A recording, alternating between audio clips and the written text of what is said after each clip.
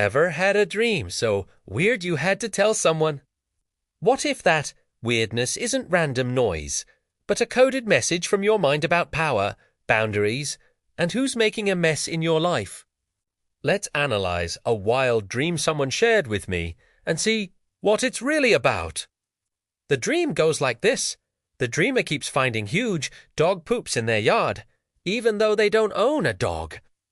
They follow the culprit, a big unleashed dog, and find it with a pack of 5 others. The owner is there, a woman dressed up in a full dog costume.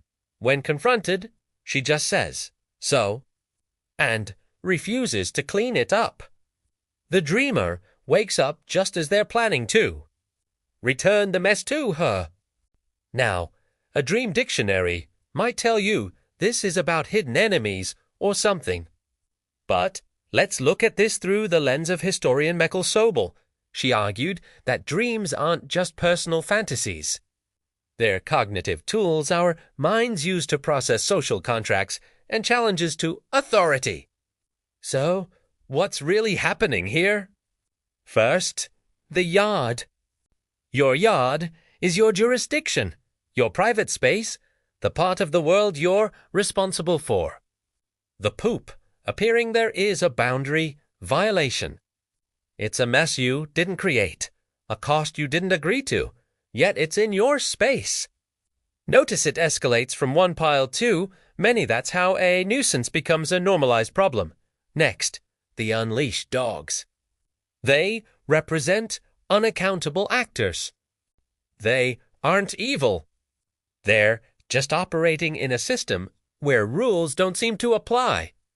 They're permitted to roam free and leave their mess for others. But the most critical part is the owner dressed as a dog. This is brilliant. She isn't just an irresponsible owner. She has identified with the source of the problem. She's not managing the chaos. She's part of it. When she says so, it's not just a dismissal. It's a denial of her responsibility. It's contempt for your boundaries disguised as freedom.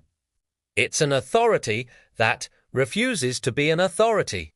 And your response in the dream is key. You don't just get angry. You identify the problem. You demand accountability, and you consider returning the consequences to their source. The dream cuts off because the real question isn't answered yet.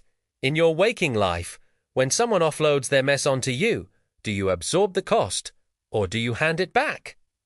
This dream isn't just anxiety. It's your mind doing moral bookkeeping. It's flagging a situation where irresponsibility is being disguised as authenticity or personal freedom.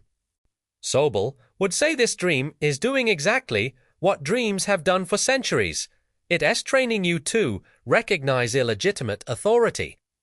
It's not telling you what to do, but it is making sure you can no longer ignore what's happening in your own yard. What do you think? Let me know in the comments. Thanks for watching.